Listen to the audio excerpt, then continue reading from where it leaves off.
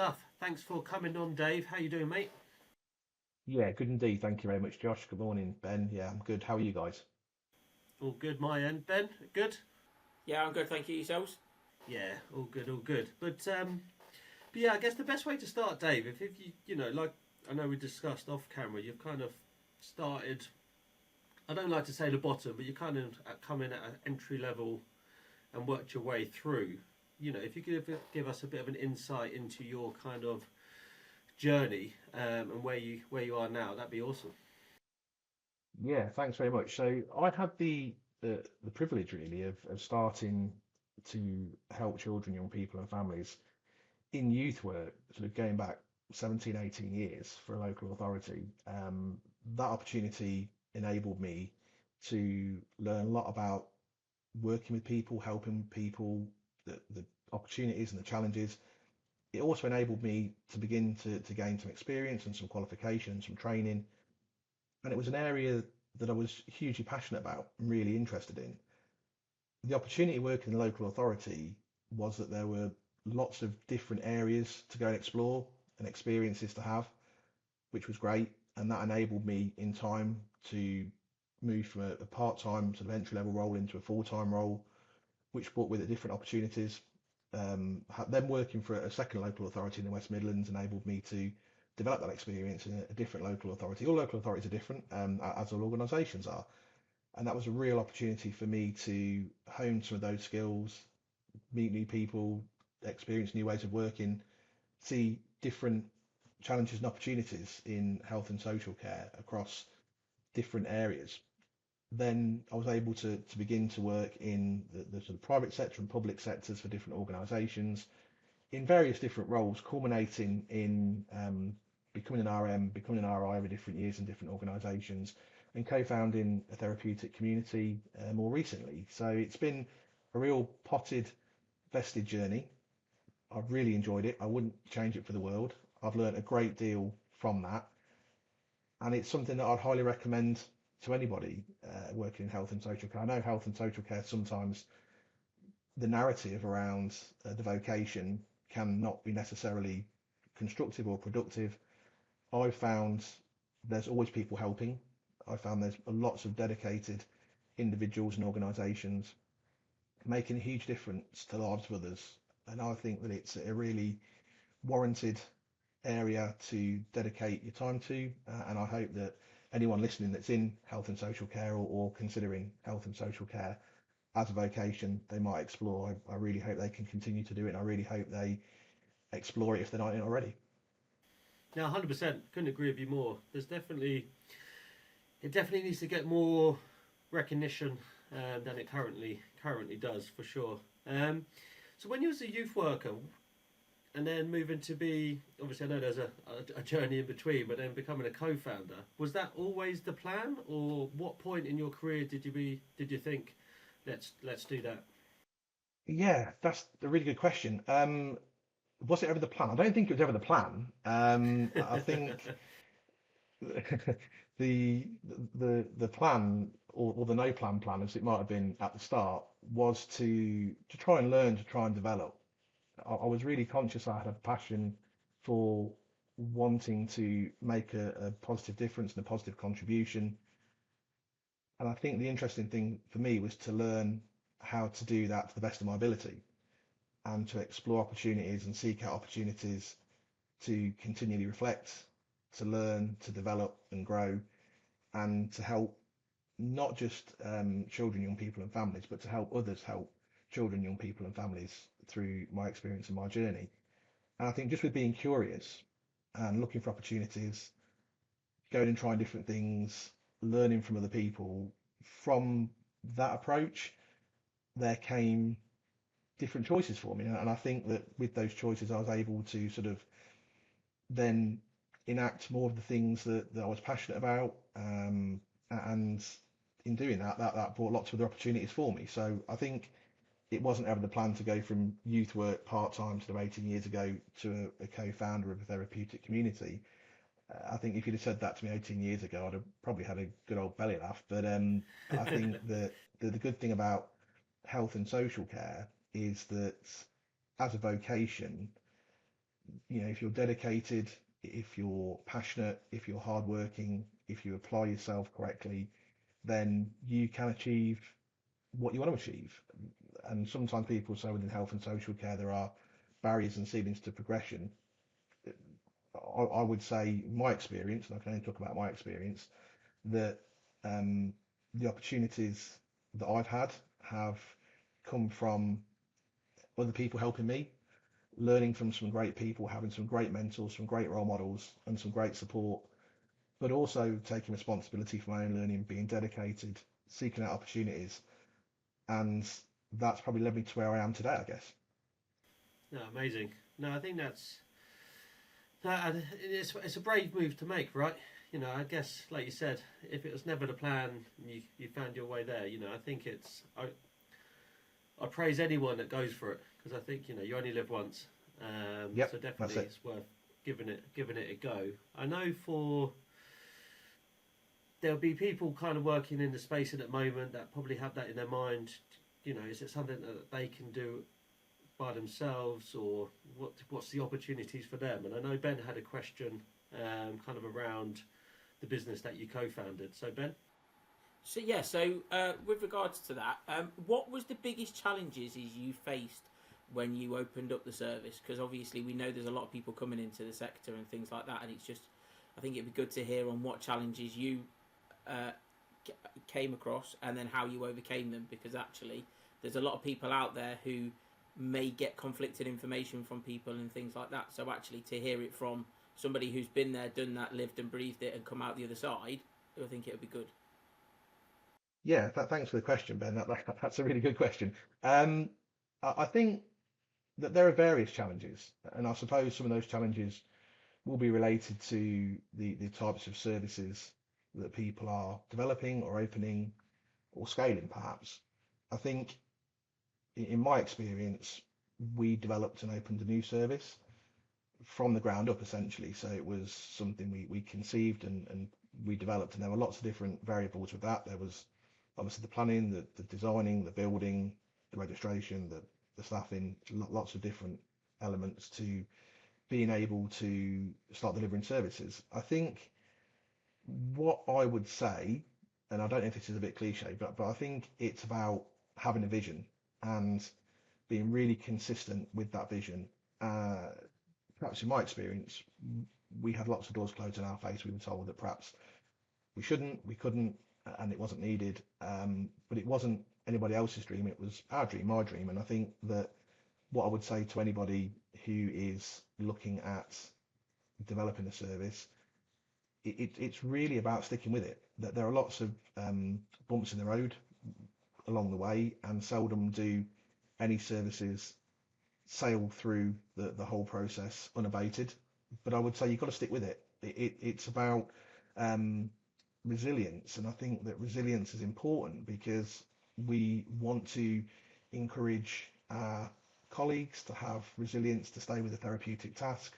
We want to encourage our children, young people, to develop resilience in their lives and have hope for their futures. And I think that starts with us. So it's about our values. So I think that there are lots of opportunities, there are lots of challenges to developing services, but I think that the intentionality has to start with the individuals who are seeking to open and deliver services. And I would say to anybody, the most important bit, even when it gets tough and you're scratching your head some days thinking, what are we doing or how are we even doing this, is take a deep breath, trust in the process, trust in yourselves, and trust that through the right dedication and application, you'll find a way in the right time.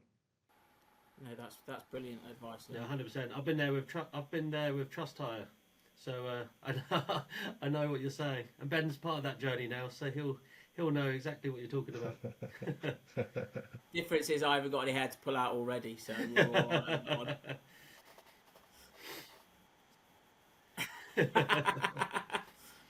Just going back a bit to your sort of career path, when you made the step from sort of support worker, youth worker, into the registered manager role, how much experience had you gained sort of on the shop floor, so to speak? But I think for me, my experience, my direction of travel into the registered manager's role perhaps was a little bit unusual in so much as I hadn't worked in homes for children before taking on the registered manager's post. Um, now, I suppose looking back, I've got some reflection around that, whether perhaps me now would have done that then. Um, but I think what helped me in that particular transition was that I'd worked in the secure estate with children, young people that were looked after by the Youth Justice Service in a youth training centre for 3 years. So that was a children, effectively, it's a residential secure, I suppose, for children in Youth Justice Service. And that's the grounding in terms of there's lots of differences, don't get me wrong, between secure youth justice and homes for children. There is. There are some similarities in terms of working with children who have sadly suffered adversity, who have had some difficult young lived experiences, and how we try and help them with their sense of being safe and feeling safe, and how we create a safe, contained environment for them so that they can start to take steps towards their future. So that was a really helpful experience for me in understanding things that were central to development of children and young people, especially in homes for children. I'd also worked extensively in local authority, in social care, in early help services, working with extended multi-agency partners, delivering various training, working in what was then the common assessment framework area of helping children, young people and families. So working with children, young people and families who were finding things difficult, where there were some real challenges and perhaps some contextual difficulties, wasn't something that was unusual to me. Then, when the opportunity came to be a registered manager, I think I was a little bit naive at the start of that role, truth be known, but I was very lucky that I had some great people in my team that I could learn from and learn with. Um, People that I've subsequently worked with in other environments and other areas over the years, and all of whom are doing wonderful things in their own right now. Despite perhaps working with me on a number of occasions, so good for them. I think that transition for me was perhaps not what is usual. Usually people become a care colleague, they become a senior colleague or a deputy manager, and sort of then sort of step into the registered manager's role, so to speak. But I think my experience of working with children and young families in various settings across the years, which included young homelessness services, dual diagnosis, early help, youth work, pre-operative work, work in schools and colleges, youth justice, uh, amongst others, that those sorts of experiences help me to be able to keep children safe, to be able to understand their lived experiences, to have an awareness of trauma, to try and create an environment where there was the opportunity to pause, to reflect, to consider practice, and also an environment where children could start to feel psychologically safe. And that enabled me then to learn and to grow and to experience different things that registered people do in their day-to-day and week-to-week lives. And an opportunity that I was really grateful for, a wonderful experience with some wonderful children and some great colleagues, and one that I'm very grateful for. No, that's brilliant. Thank you for that. And just sort of leading on from that, where obviously we all know the shortage of candidates in there. We work with a number of organisations, one quite closely, and they've developed they've called it their Grow Your Own Pathway. Where do you see the future registered managers coming from? Because I've also worked with another organisation that have got 5 homes and 4 managers are all homegrown, and I think it's sort of I think people have got to realise that actually you can't just buy in, you can't just go and headhunt and cherry pick from other people all of the time. You've got to grow from within. How do you see that sort of affecting companies and sort of seeing future registered managers? Well, I think there's a real need for registered people in the current landscape of regulated services. That there's a real need for those individuals with our vocation. Someone said to me recently, I don't have the research or the data, but someone said to me there'd been a 40% increase in the number of registrations for homes for children. Now, if that's an accurate figure, and again, I don't know if it is, um, but if it is, then based on the number of homes for children we have now and the number of homes for children that we may have, if those registrations are successful, then I'm curious as to the sufficiency of registered people that we have currently who could or would register. And I'm also conscious that sometimes there are registered people that deregister and leave our vocation. So that there's also a number of people that may have decided or chosen to do other things. So I'm conscious what we're left with is a group of really skilled, really determined, great people, but not enough of those people. So how do we increase that? I think what you mentioned earlier, Ben, about developing others is the way ahead. I think that I'm always curious about people talk about culture carriers. I don't know if that's the right language, so forgive me, but I like the premise of if you have colleagues and professionals that are working with or mentored by, excuse me, or working under registered managers who get the opportunity to become deputies or registered managers in their own right,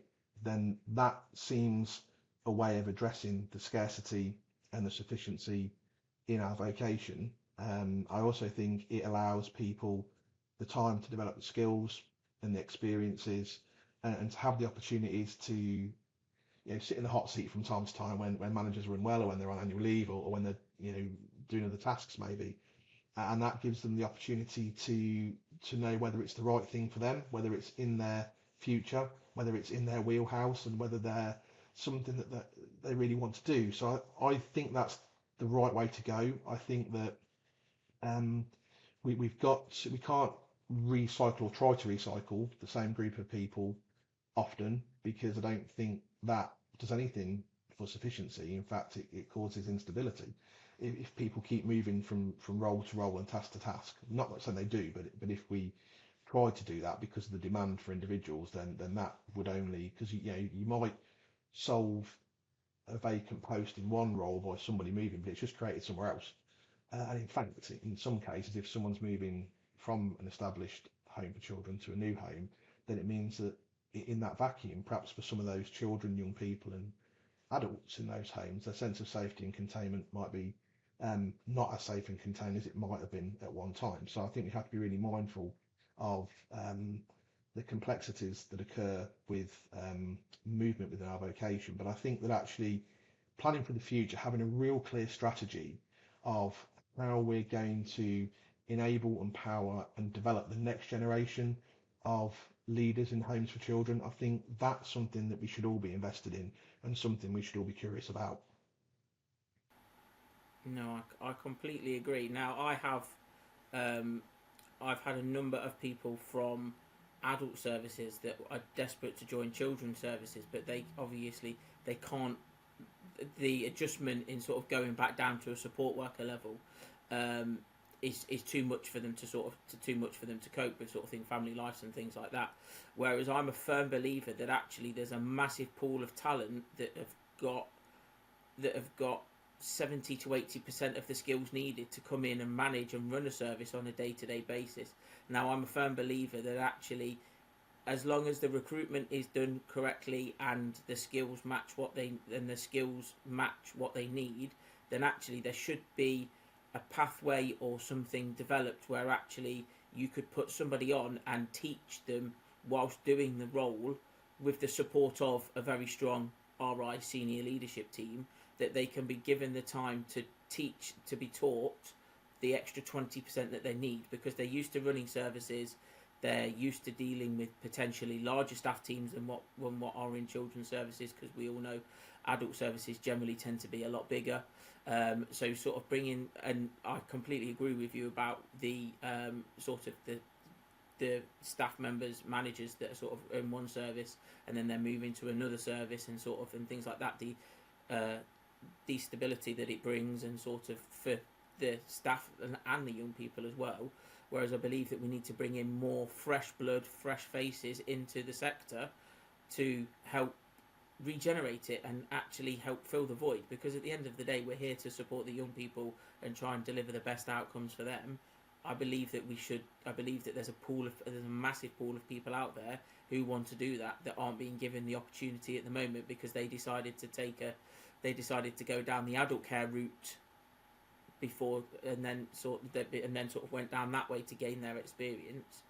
But actually they're now being stumped and stopped to come into children's services, where actually I think that's what's needed: fresh blood, fresh eyes, fresh opinions as well. I don't know what your opinion on that is. I think first and foremost that, you know, from my own experience, my opportunity to become registered manager was perhaps not what was classed as usual, in terms of the pathway, if there even is such a thing as a pathway. So I benefited from an opportunity based on, I would like to think at the time, some of my transferable skills and experiences and qualifications, and the value that I could add to the experiences, safety and welfare and well-being of children and young people. When I became registered manager, there's a lot for me to learn, and I had to learn that very quickly. So there is absolutely a part of me based on my own experiences that would say, yeah, we should be open-minded, we should be thoughtful and curious about how we find the people with the right head, hands and hearts to deliver the task. There's also some thinking there around some of the regulatory governance in terms of some of the things that people need to have in order to be able to register under regulation. And that there's also some curiosity around that there is, you know, a difference in children's and adult services, but again, I think that with the right training, the right support, the right inductions, the right supervision, I think, which is really important. And I think we might touch on that a bit more, but I think supervision is critically important. That people who are helping others have the right support to continue in that help, but also to be the best versions of themselves in doing that. So I don't disagree. I think there's a real group of people that perhaps aren't currently in helping children's services that could be.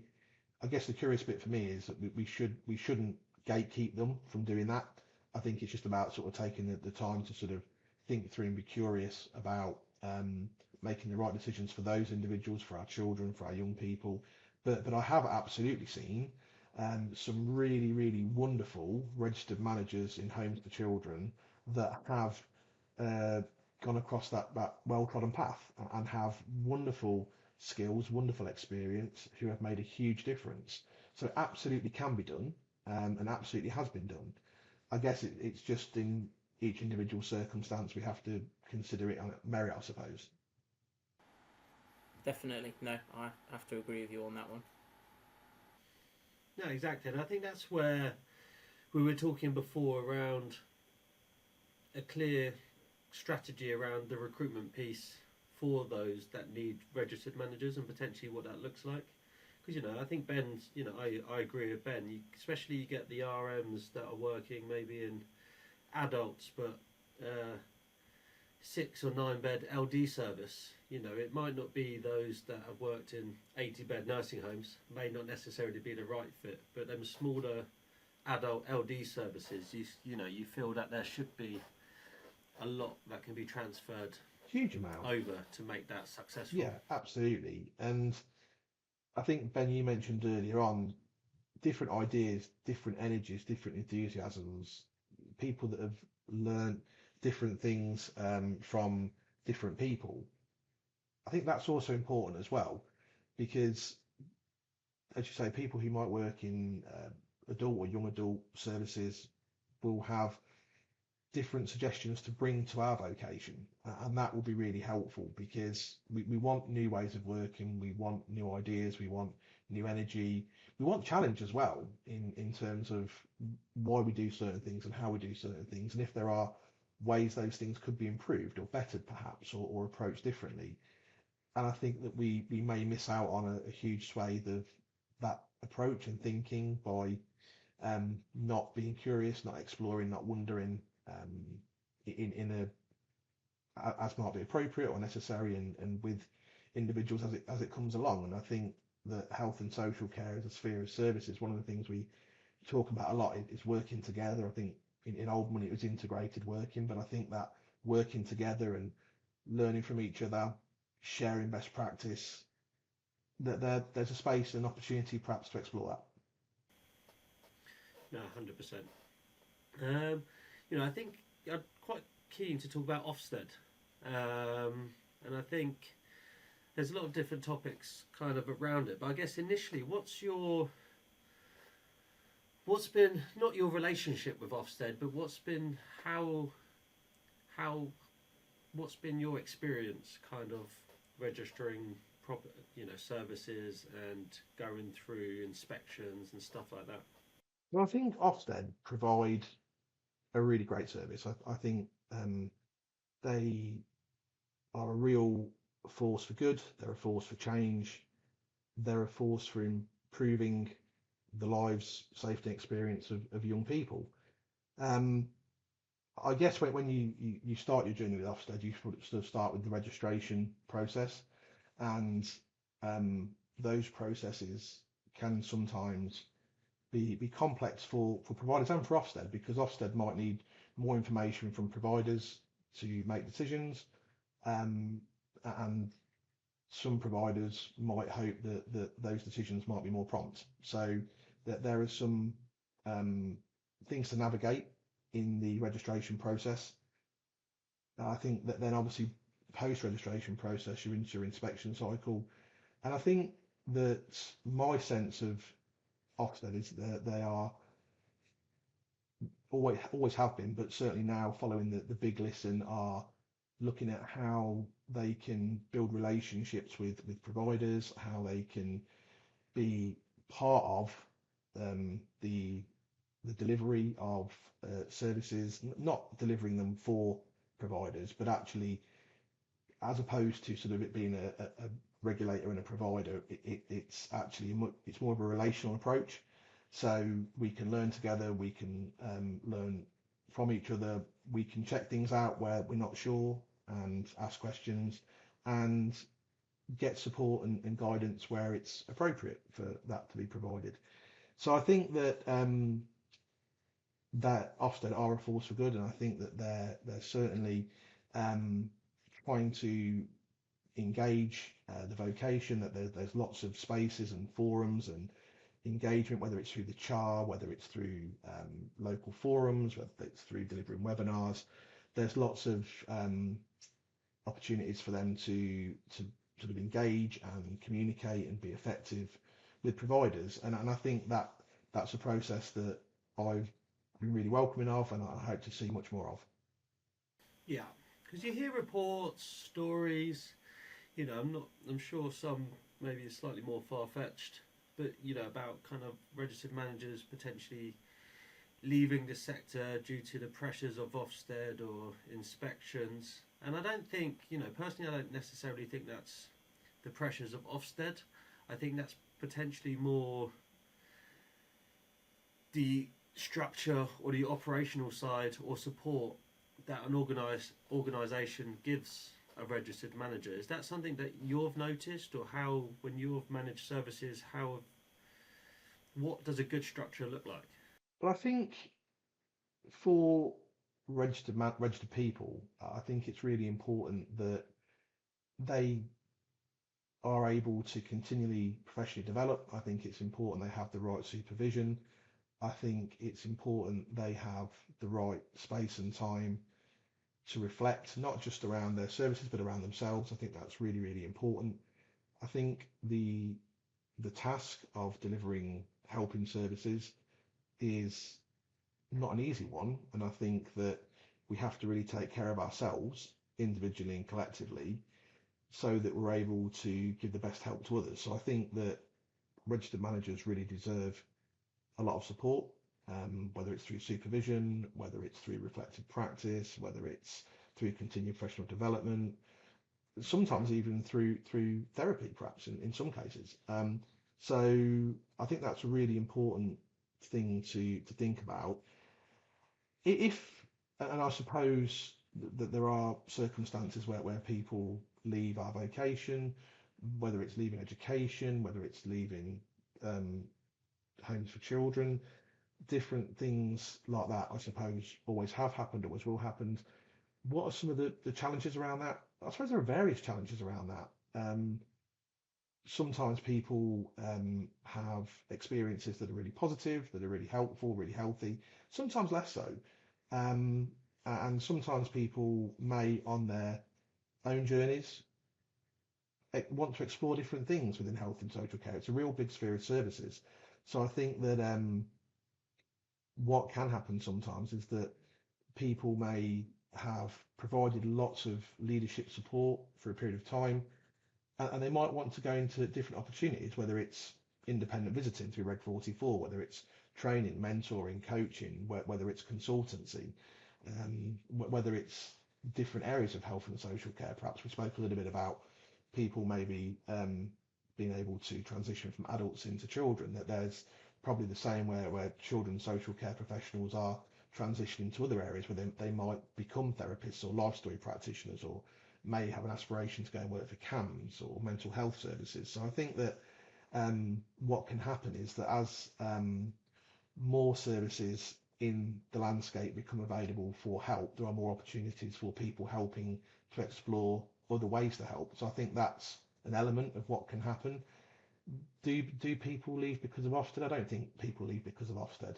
Um, because otherwise the same might be true. People wouldn't join because of Ofsted, and people do join. So I think that perhaps there we'd have to speak to people individually about their circumstances and their transitions out of the service. But what I believe is that Ofsted are a positive force within our vocation. They are a helpful and healthy force in the safety, welfare, and well-being of children, and their contribution to helping services can't be understated. Yeah, yeah, agreed. Would look to wrap up in the next couple of minutes. Just what two kind of more points, I guess. Recently, I spoke with a guy who's registered but for adult services, and one of the things he swears by was getting a mentor to help at the start of his journey and get him through his journey. Is there, and obviously, I think when getting a mentor, it's always, I think, having someone a bit more independent or unbiased works, because they're not invested in one way or the other. Is there, have you seen that become an option within the children's side of things? Is there mentors available to kind of accommodate that kind of support? I think it is becoming something that organisations are exploring a little more around. We have, in working therapeutically, always been curious about dynamics within environments, and sometimes had um, therapeutically trained professionals come in and hold spaces and places for teams to work through dynamics and to support and nurture communication. I think that has been something that has been valued as an approach for some time. But I think conversely, mentoring and coaching for leaders and managers in health and social care is a really, really important thing.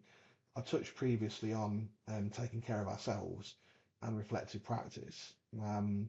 And I was always very fortunate that when I started as a registered manager, I had a really good Reg 44 inspector whose name is Dave as well. And what he hadn't done wasn't worth doing.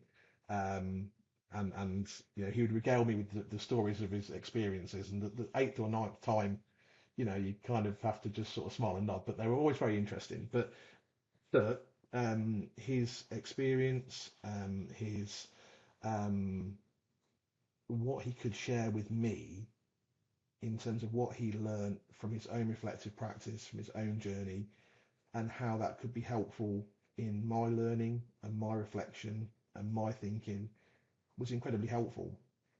And I think that we should all be curious enough about ourselves to find mentors, to find people that can help us be the best version of ourselves for our children, for our colleagues. I think that's really important. The helping task of helping others is not an easy one. We absolutely do need to take care of ourselves, and sometimes having that not even independent. I think that it's completely removed from the organisation or the task. It's individual coaching, individual mentoring. It's being curious about how we approach things and how we can do things and what impact that has for us, and sometimes why we don't do things. So I think that's a really key task. And I think when we think about sufficiency and continuity of the workforce in our vocation for registered people, I think what will be really key to that sufficiency being as positively high as it can be for as long as possible is promoting mentoring and culture, mentoring and coaching, for registered people on a regular basis. I think that will be a really important part of their health and wellbeing strategy and their development planning for the future. No, I agree, and I think it doesn't matter what job you're in, really. I think if you've got someone that can be, that coach or that mentor, or give you that advice when you need it, I think it's invaluable. I know it's something that me and Ben are looking at as well, because I think it just makes a huge difference. But no, I think there's been some really good topics of conversation, and we can definitely there's some really good insight that we can give to people starting their journey in this space. But as you're on, I know you've left your position as co-founder and now started up your kind of own consultancy. What support, or how are you looking to support providers in the sector these days? What I'm looking to do now, Josh, is a variety of different things. First and foremost, we have a training offer for people that are helping children to live in their homes, because we want to be able to enable, empower and upskill people as they start that journey and in delivery of the task of caring for our children and young people. So we want to be able to give them the right starting points to meet the needs of our children. That's really important. So there's a training offer first and foremost. Secondarily, there's a coaching and mentoring offer where we're working closely with not just registered people, but health and social care professionals across our vocation around the things that are getting in the way. Sometimes people are stuck, sometimes things are challenging. There's a leadership offer where we're thinking and being curious with people around their models of care to help them to ensure that their models of care are therapeutic, they're theoretically underpinned, and that the system that we're trying to implement, establish and improve over a number of years is one that reduces confusion and promotes congruence, and that's really important. So we have that offer as well. And then obviously we also provide the service around action planning. Things get in the way, we have bumps in the road, things might not go too well at an inspection or registration need support with. So we help providers and homes for children on their journey from start to wherever they might be or might want to be, I suppose. Something that we're really passionate about. It's something that we've done ourselves. We've gone on that journey. We've had experiences that we believe we can share and people can learn from and benefit from. And we hope to add the value through our relationships with other people that can have and reach and have input and output for children and young people through our support, even if that's extended support. So that's what we're doing now, and we're really excited about that. We've had some really interesting, positive conversations with individuals and providers and organisations, and we're looking forward to it. No, good. No, it sounds amazing. And I think, don't get me wrong, there's some really good coaches out there, mentors, but I think what really holds where you can add the value is that you've actually been there and done it, and you've kind of gone through the whole journey of registered, ops, RI, director, co-founder. You've experienced the whole journey, which I think being able to relive that with those going through their journey is, it's a really powerful powerful thing that can make a massive difference, for sure. But no, yeah, let's leave it there. That's been top class. Thank you, guys. Thank you very much.